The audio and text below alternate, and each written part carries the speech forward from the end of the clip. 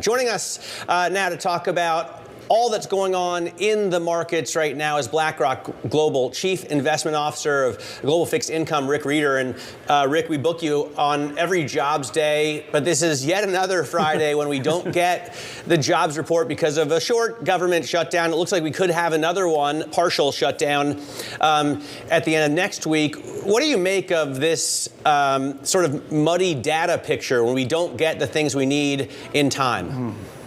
Well, so first of all, it hasn't been Jobs Day in a number of months anyway, because we're not getting any of those. So I think the last 3 months we've had negative. We had a government shutdown, but you still had negative jobs. Listen, I mean, it's a little trickier when you don't get the actual published reports. The markets pivot off it. By the way, the volatility markets, you strike a lot of options in and around those dates. So it does create a little bit of trickiness. That being said, I mean, particularly for jobs, and we've talked about it a number of months on your show, you look at what we got yesterday, look at the JOLTS report, you look at the Challenger job cuts, you look at the claims data, you look at the ISM services in terms of jobs, there's no ambiguity around where we are in the jobs market. We're having a really tough time. We're watching productivity explode higher in terms of growth being really good, but a job market that's really tricky. That dichotomy, Rick, is the most fascinating. Well, there's a lot of interesting stuff going on, but it's one of the most fascinating things about this economy, because it's difficult for anyone to say, even with jobs looking very challenging, that we're heading anywhere near a recession, as long as the Mag 7 is spending 2.1% of GDP on CapEx, as long as a government's running a 6% plus deficit. Is this economy going to be okay, even if the jobs market starts to have some cracks in it? Yeah, the answer is yes. And I think people don't, look at jobs and look at this economy like it was 20, 30 years ago. You have an extraordinarily different economy, service-oriented versus goods-oriented. But you've got an economy that's operating incredibly well, but only on a couple or three cylinders. Today, you've got, like you pointed out, you've got CapEx that is robust and will continue. You've got consumption that is robust, but it's driven by wealthier, older savers, and it's part of why the interest rate tool is not nearly as effective as it used to be, because that cohort is doing extremely well. Where the burden today is in terms of low income, small business, younger people. And so, when you aggregate the data, and I hear a lot of people talking about, oh my God, the jobs market is softening, the economy's going to come under pressure.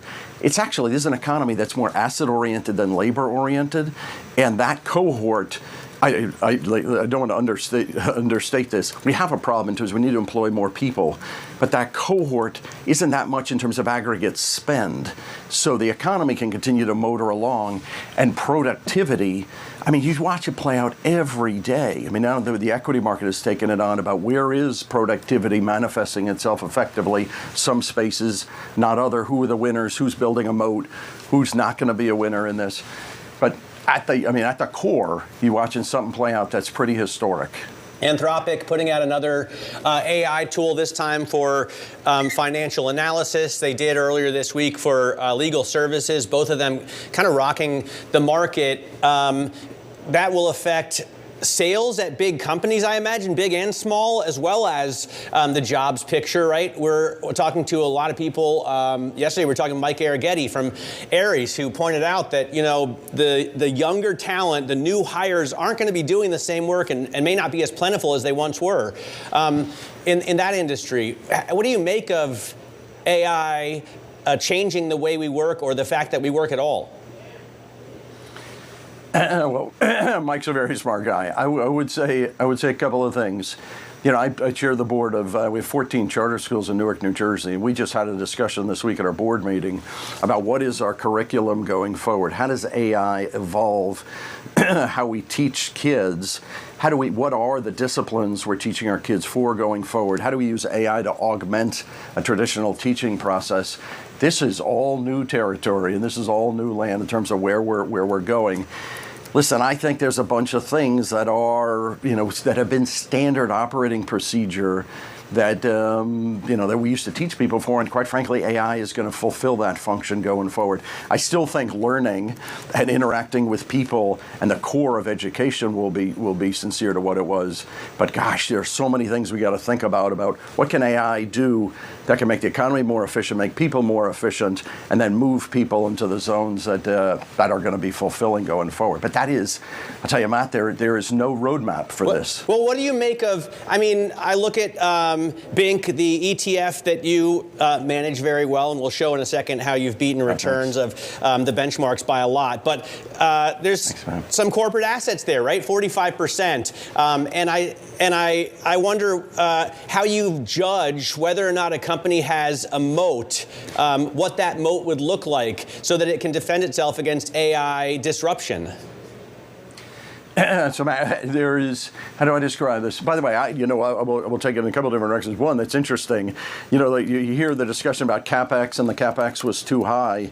I would argue there's some other things at play there. CapEx is your moat. CapEx and R&D spend are the way companies can build their moat, and it's actually data utilization. And the companies that are exploiting data effectively, that are building bigger moats, that is at the core of what is happening. There's something also that's different today.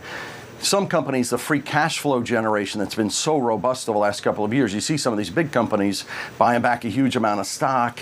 Now they're spending more on CapEx. It has real ramifications for the technicals in the equity market that we got to think through.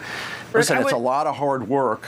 Yep, go ahead. Well, I just want to jump in about the other hard work you do at BINC and how you're thinking about positioning the fund and where on the curve. Yield curve just shy of its 2022 highs, somewhat reversed a little bit yesterday, but some of that steepening continues. Yeah. We have an incoming Fed chief who's been talking about trying to shrink the balance sheet over at the Fed. When you think about the rest of this year, are you thinking about changes to BINC at all? Where do you want to be positioned for the road ahead in fixed income?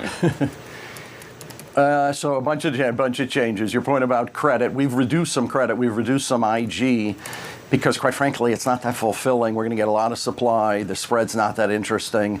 We've cut a little bit of the low quality high yield. By the way, we're running a bit less high yield than we're running overall.